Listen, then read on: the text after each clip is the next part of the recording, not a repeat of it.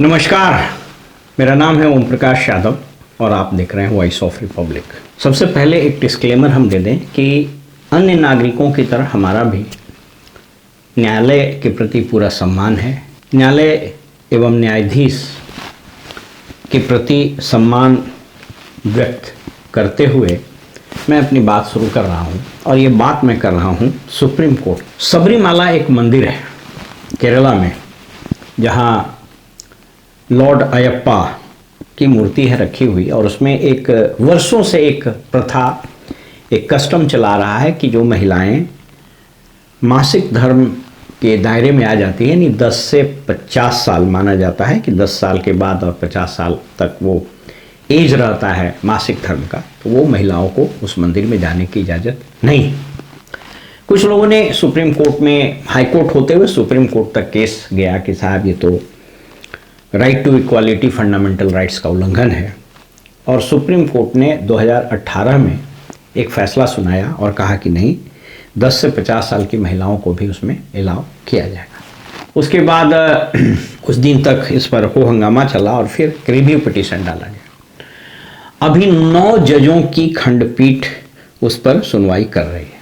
Court के proceedings को जब आप देखिएगा तो पाइएगा कि शायद ही इस देश के कोई नामी गिरामी वकील बचे होंगे जो अपनी विद्वता का बखान इस मुकदमे में नहीं कर रहे हैं। To decide, you don't have the competence, you don't have the power to decide what is the question of religion. How are you going to decide this case? That was the argument. In black and white, it's in writing. I say yes, you have the jurisdiction.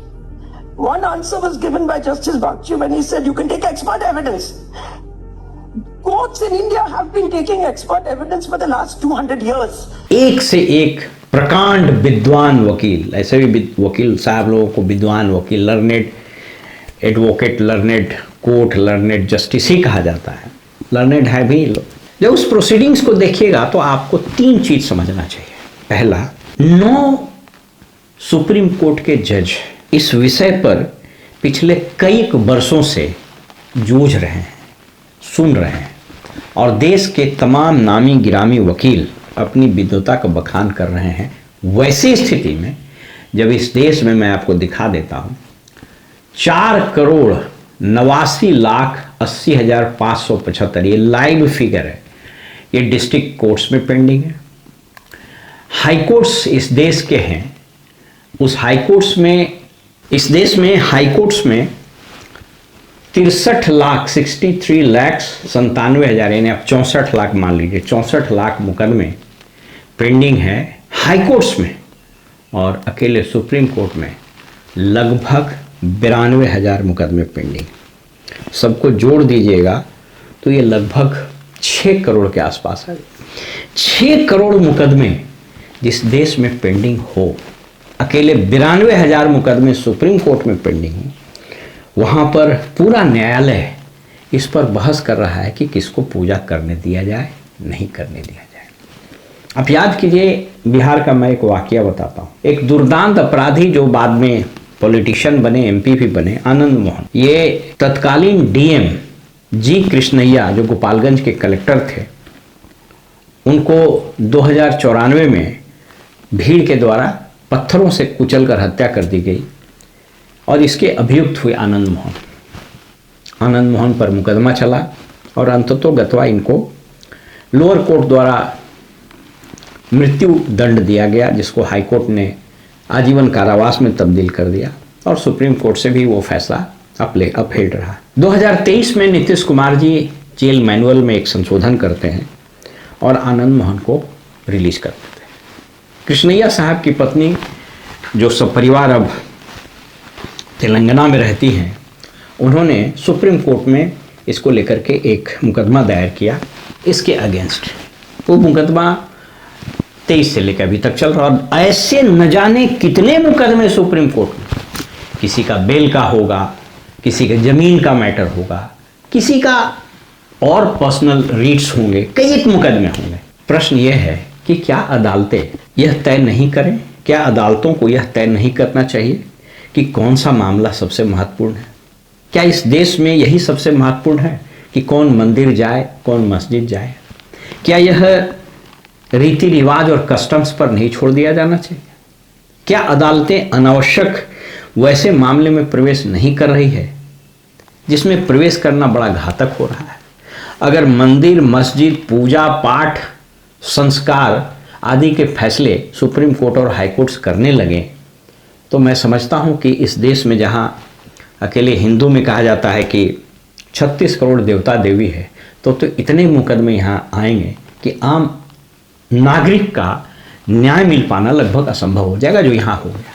दूसरा प्रश्न, क्या अदालतें विद्वान वकीलों के शास्त्रार्थ के लिए बने हैं?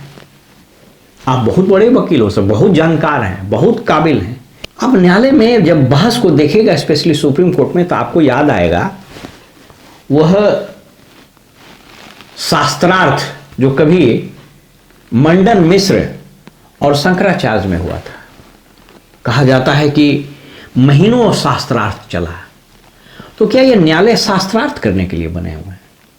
न्याय तर्क से मिले या तथ्य से मिले?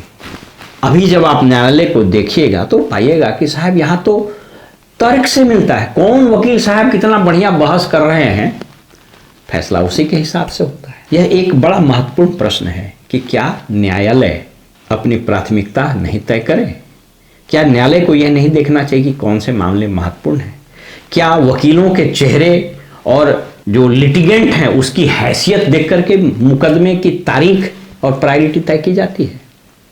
सबरीमाला मंदिर में सबको आस्था है, हमें भी आस्था है, लेकिन यह मामला उस आस्था का है जो लोग इस धर्म को मानते हैं या लॉर्ड अयप्पा को मानते हैं।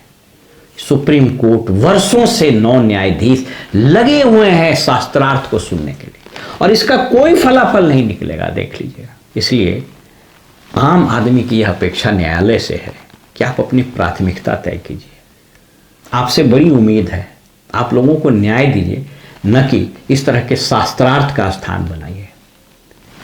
दुर्भाग्य से इस देश में पार्लियामेंट और विधानमंडल गाली गलौज करने का अखाड़ा बन गया है, और न्यायालय ऐसे विद्वान लोगों के शास्त्रार्थ का अखाड़ा बन गया है। इस देश को तीनों संस्थाओं से बड़ी अपेक्षा है, एग्जीक्यूटिव, लेजिस्लेचर और जुडिशरी। तीनों को अपने कार्य आम नागरिक को, आम नागरिक की पीड़ा, आम नागरिक की सेवा, आम नागरिक के भलाई, आम नागरिक के डेवलपमेंट के लिए काम करना होगा। अन्यथा कहीं आम नागरिक का विश्वास संविधान से, न्यायालय से, संसद से उठ गया, जिसकी शुरुआत हो चुकी है, तो यकीन मानिए यह देश के प्रजातांत्रिक भविष्य के लिए बहुत बुरा होगा। फिलहाल हमें इजाजत दीजिए और आप देखते रहिए वॉइस ऑफ रिपब्लिक। नमस्कार।